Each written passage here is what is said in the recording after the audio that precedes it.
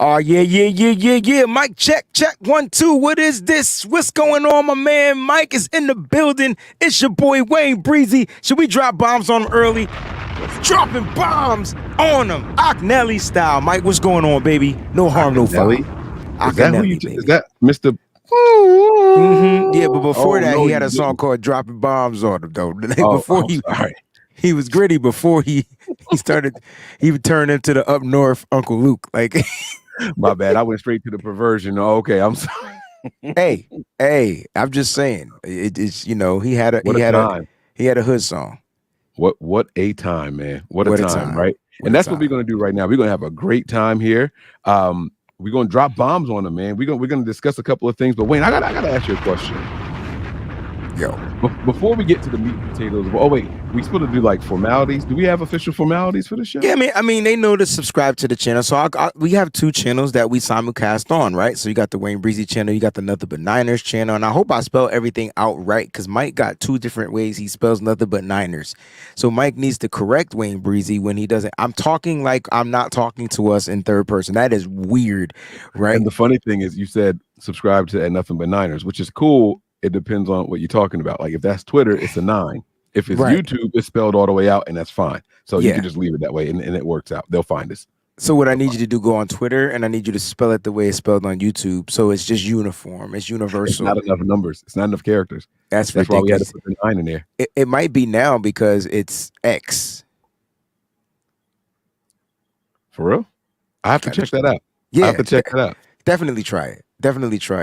Listen, we have Breezy Bunch club members. Are there any Nothing But Niner crew members in your thing? Let's make sure we highlight them at the beginning of the show, bro. I got to give a quick shout out first.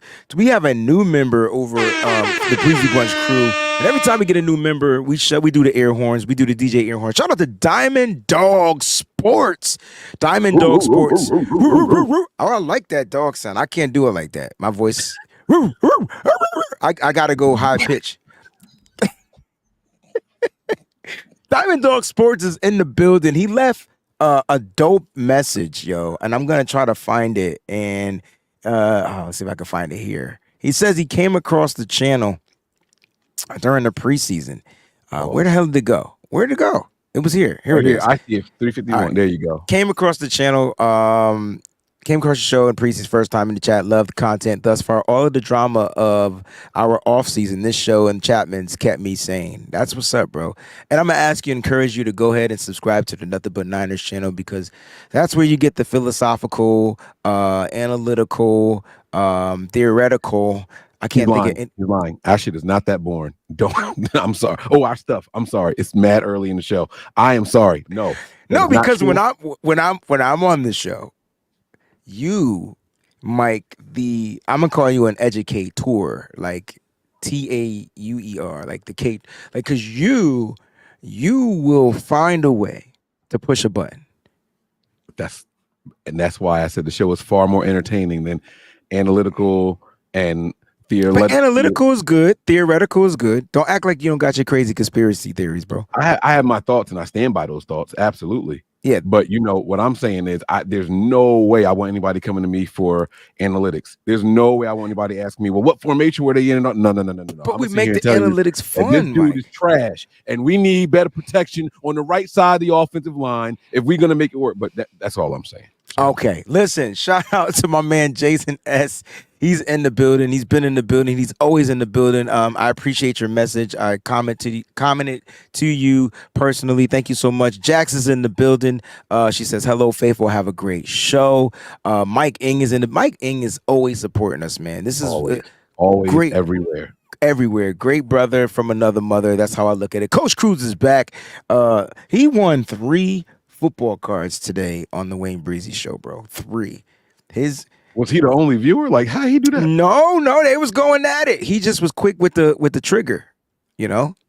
Is this one of like your poll competitions, Paul? It was. Yeah, we were doing questions. I used to do the Kahoot challenge, and then what happened was I kept getting flagged, and I couldn't figure out why am I getting flagged, and it had to have something to do with Kahoot. Like it has YouTube. So YouTube has a weird thing about giveaways and competitions.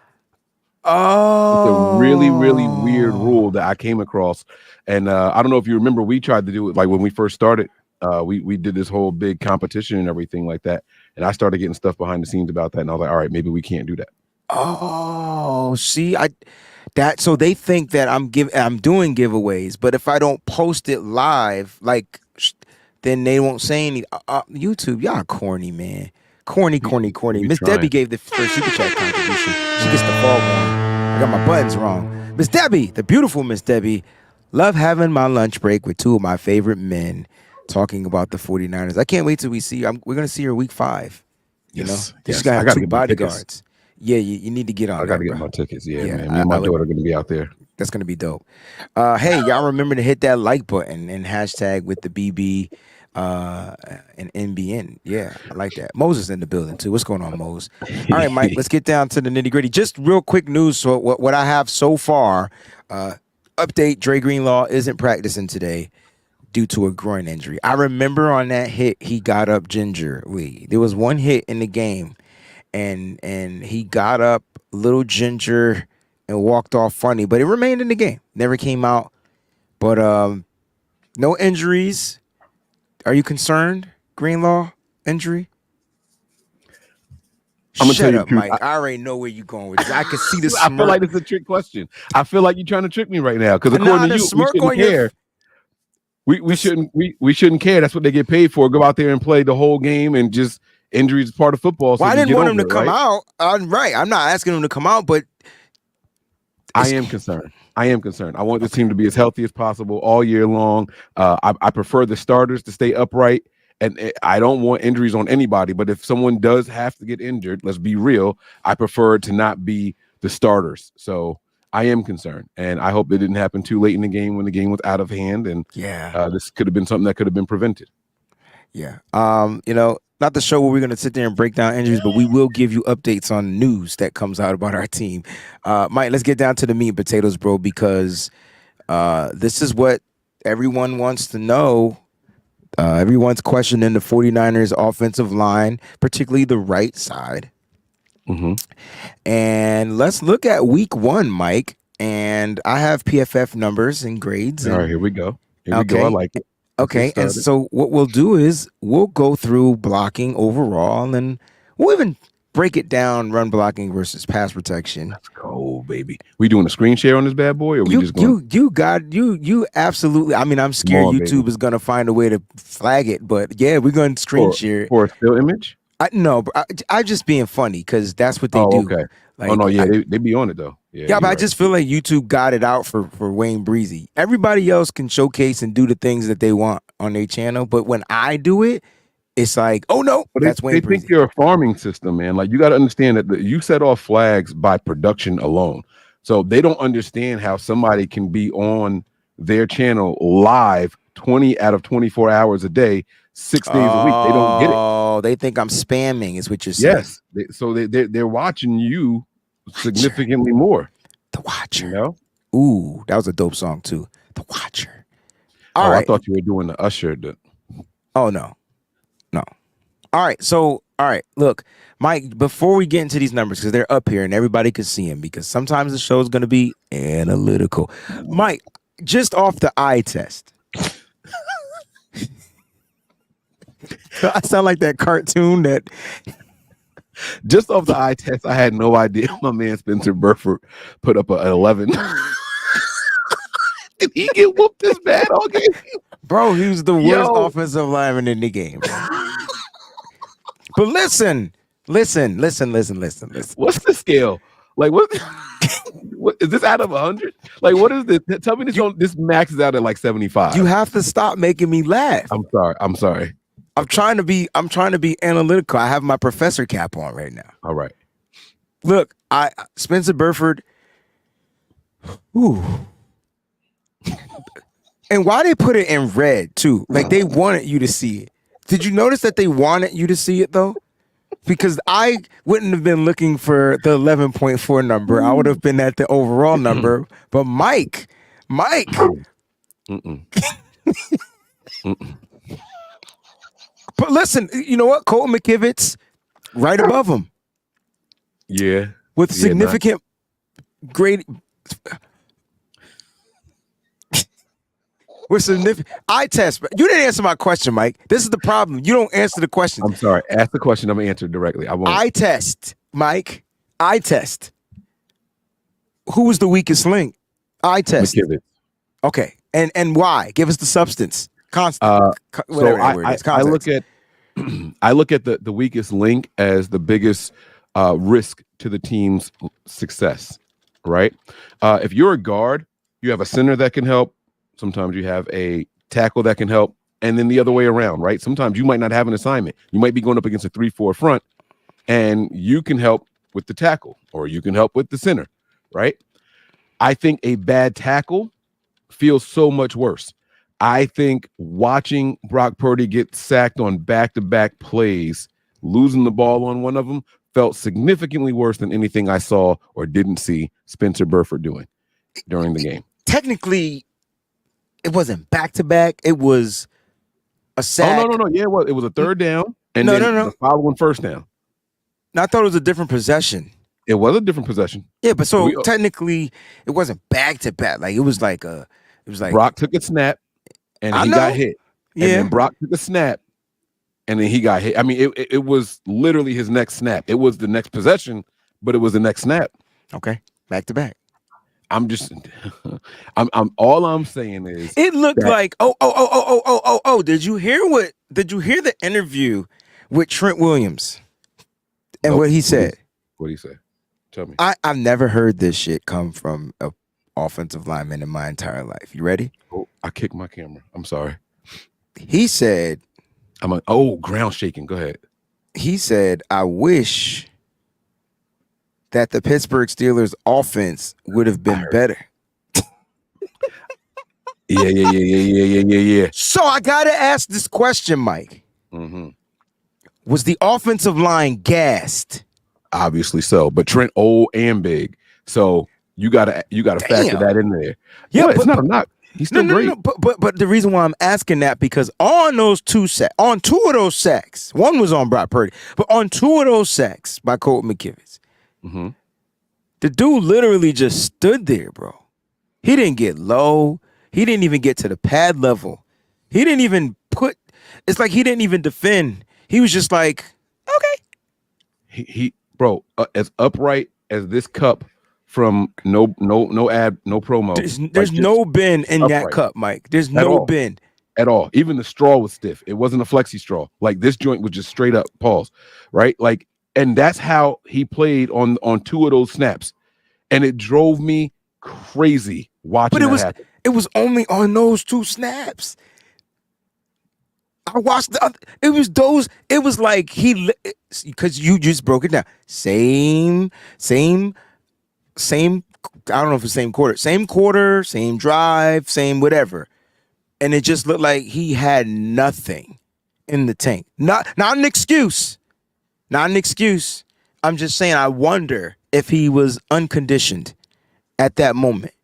Because they were on the field predominantly longer than the Pittsburgh Steelers. Right. I know in the first half, the 49ers finished with 21 minutes of possession versus 9 minutes of possession. That's a gasp. The Steelers.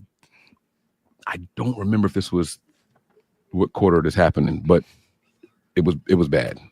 It was bad. And so it is very possible that they were fatigued. The whole line was,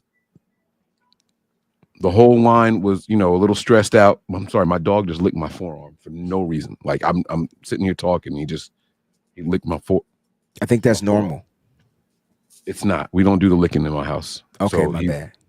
It's okay, but it's cool. So it was just bad, and it is possible that he was fatigued. And when you hear the leader of the offensive line come out and say that, obviously it's kind of tongue in cheek, but I think there was some validity to it. Like, I wish they could sustain drives a little bit better. So, salute to our defense and shot at them. Pow, pow, we ain't scared of y'all, right? Like, I like all of that. I like all of that. Mix it up. Make them read between the lines. But, we deserve a break, too. Okay. I listen, look, I'm with it. Let's look at the snaps. What did your eye test tell you, though? Honestly. I mean, the eye test, I think, was I hate when we agree because I like when we argue, but eye test told me that McKivitz, no, I'm lying. The eye test told me that Spencer Burford was bad. And I I somehow overlooked the 3 sacks. For some stupid reason, I overlooked the 3 sacks. Maybe because we had a huge lead. Maybe those sacks were insignificant. And they weren't like crazy harsh sacks that was going to get our quarterback killed. Go ahead. I'm sorry. I tried not. I mean, because he got at least he got in the way. I'm not excusing him for the sacks, but it seemed like Spencer Burford made way more errors. Is a sack an error, or is a sack just getting beat? No, and I was gonna say sometimes you can be perfect and still, the player across from you is just better. And see what I'm saying? So like to me, I'm not giving him a pass for giving up sacks. We shouldn't give up sacks, period, right? But I felt like Mike with Colton McKivitz, I just felt like he played a better overall game. He just had gotten beat on 3 of his possessions. I thought Spencer Burford didn't play a good game, and he made too many mistakes. And those 3 penalties could have really put this team into a different environment, different situation, instead of coming out on the victory side. I'm going to put the game on in my background because I have so many like, who did he even have to block that he got an 11? He only got an 11 because on that Brock Purdy run, he was scanning. He scanned the whole field, and he had that one block for Brock Purdy to make the cut. So you saying that he got an 11 because he did something good? Yes. Like it should have been worse. Is what you're saying. Yo, first of all, PFF, you get a penalty, your grade goes way down. Like it's really hard to get back up. Holding, false start, you name it. They're very harsh on grading linemen. Offensive lineman to be exact. So if you get one of those type of penalties, bro, good luck creeping back up. Look at okay, for example, let's go up to let's look at Trent Williams' grade. Okay? 65 snaps, right? 100% blocking, bro. What was his overall grade? 70.7, right? Okay. He got that one freaking holding call, bro. Remember? And it looked like he was about to pound the ref into the ground. Trent looked like Donkey Kong. How can an bro. offensive lineman not be 100% blocking? It's either run block or pass block. Like every offensive lineman should have 100% blocking, right? And if I'm looking at this, they do. Yes, every starting offensive lineman. I just want to make sure we go through everything. Because Jalen Moore is at 100. I just saw him down there. He came in and filled in for Trent Williams when he went out with the injury. He missed those couple of snaps. Right. So So if now I understand why they have to put the percentage in there because George Kittle's a tight end. All of his snaps aren't blocks. Correct. Okay. So it makes okay. I got you. But my point is like when you break it down, like if you look at Trent Williams, I mean, it's telling you he run blocked for 31, pass blocked for 34. That equals his 65 snaps, right? But look at his grade. I mean, it was a 70.7, and to us, that's not Trent Williams' standard, right? Trent Williams is usually scoring in the 90s. Yep. But he played well. See what I'm saying? So like the grade was based off of that penalty. So it's not that like, look, I felt like Spencer Burford didn't play as well, not indicative to his grade. He just didn't look as well on the football field in run blocking or pass pro. But the penalties crucified him, bro. Are you allowed to scroll to the right? Like what do the rest of those numbers mean? Let's go. Like, so I'm gonna scroll to the right and then you tell me because the scroll is weird on PFF. So I'll start scrolling and then you tell me when to stop. All right, stop right there. Stop right there. All right, now let's go back up. What is opponent what? So if you hover over it, will it tell us what that means? No, but I shouldn't have clicked that. Oops. I could. I mean, if I go to the key. I mean, no, it's all right. Our lineman right there, and we see the red. We know which one is him, and then right above him is Colton McKivitz. So we got it there. But I don't understand what do these numbers mean? We see sacks. Okay, so let's go to key. So OPP stands for percentage of non-spike, non-penalty passing snaps with an opportunity to allow a pressure. Okay. And then That's the allowed percentage. pressure opportunities non-spike. Okay. Right. Percentage of non-spike. Okay. All right. So now if we look at this again, so like this is what I don't get. So PFF thinks that hurries are significantly heavier in weight than sacks. But I don't. Why do you say that? Because Spencer Burford has 4 hurries and has a pass blocking grade of 11. Because of the penalties, Mike. 3 sacks. Yeah, but it's not the hurt. He had penalties. Oh shoot, he had 3 penalties. That's right. Oh, that's right. That's right. I just did a whole soliloquy on Spencer Burford and his penalties, and you missed it. Nah, you know what? You mixed that in with, and you're right. You mixed that in with Trent Williams' 1 penalty. Well, because I was trying to show you the weight. You were showing the weight of it. Yes, right. And I got lost in the sauce. That's what I mean. Okay. So he wasn't really that bad. It's just how they. No. He was that bad.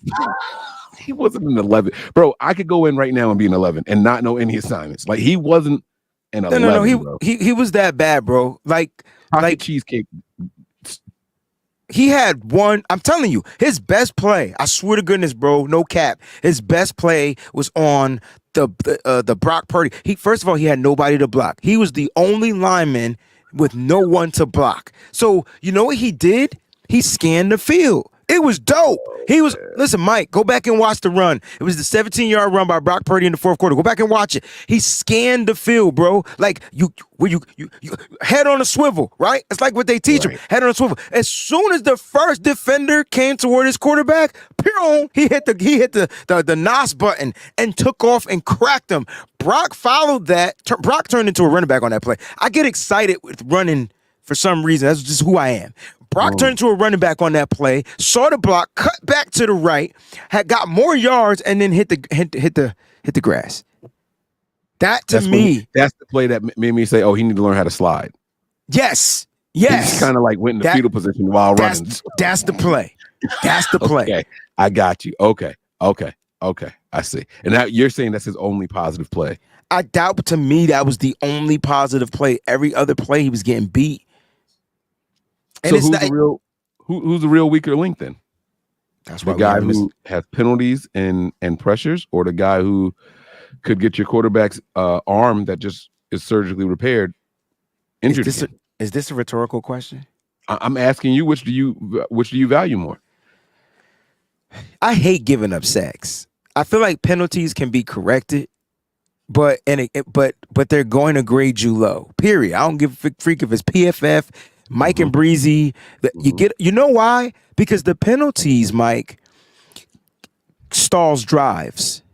It's not like it's first down, you get 30 yards, and then the penalty happens after you get the 30 yards, and then you get the yards, and then they negate it back with some penalty. The holds, you can get 30 yards, but if you hold, that shit come all the way back, and then it goes from 1st and 10 to a first down to being 20, 1st and 20. That changes up. Yeah. And when you watch the all 22, you're gonna see Kyle Shanahan go from 21 personnel to 11 personnel, which now we got to pass. Now we got to pass, which means the defense knows what. Yeah, here we go. Yeah, they got 3 wideouts. Right. So to me, that should be the worst of the sauce. But man, giving up sacks, I ain't about that life, bro. If you can't win your one-on-ones, then you got to get back in the weight room, Mike, and you got to do something. You got to win your one-on-ones. Now, I'm not expecting you to win them all the time, but you got to find a way to win your one-on-ones by any means necessary. Like win the one-on-ones. Don't get your quarterback sacked. So I'm going to say Colton McKivitz is the weakest link. Oh, I did not expect you to go there. Ding, ding. Pause. Wow. I was fully expecting you to go with, okay. And you did a good job of explaining yourself too, because everything you were saying, I was agreeing with you. I'm sitting here like, yeah, but he's not going to get 3 penalties every game. And he ain't give up no sacks. And he didn't give up any hits. Colton McKivitz gave up 3 sacks and a hit. and a hurry. 5 pressures. Now, is that the 3+1+1, or is that separate? It's That the is 3 3 plus sacks 1+1. plus the hurry plus the hit equals 5. I have an emergency call. I have to answer real quick. I apologize. Yeah, no problem, man. Go ahead and answer your call, Mike. I'll go ahead and finish this and wrap this up. And so, guys, when you're looking at these linemen, you have to factor in the context, though, because now we're talking about who are we playing this week, we're going to be playing interior pressure guys. So this might be the week where you see Spencer Burford give up the sacks, but Colton McKivitz has a better game, and you're just hoping he doesn't give up the penalties, right? Because now Spencer Burford is going to have to deal with Aaron Donald. Now, if I'm the Los Angeles Rams, I wouldn't line up Aaron Donald on Aaron Banks' side, which is also on Trent's side, because those two are communicating. I feel like Aaron Banks and Trent Williams are finally in that tier of Trent Williams and, oh my gosh, Laken Tomlinson. Remember when Trent first got here, they were off. They weren't talking right. They weren't communicating right. The body language was off. That second year, though, oh my gosh, it was on point. I feel like Trent got Aaron in sync, and they're working really well together. Well, now you bring in a guy on the right side that used to come in for certain injuries, and you got a second-year player who's still trying to come up and be better his second year. That's going to take time to gel and get some cohesiveness. But listen, they in the fire, bro. It's Rams. Then it's the Giants. They got interior pressure. They got outside pressure, right? And so, like, they got to get it together. Yeah, and quick, too. Yeah. And quick. We got some super chats that I think we should get to before the end of the show. Absolutely. Show me. I see one. There you go.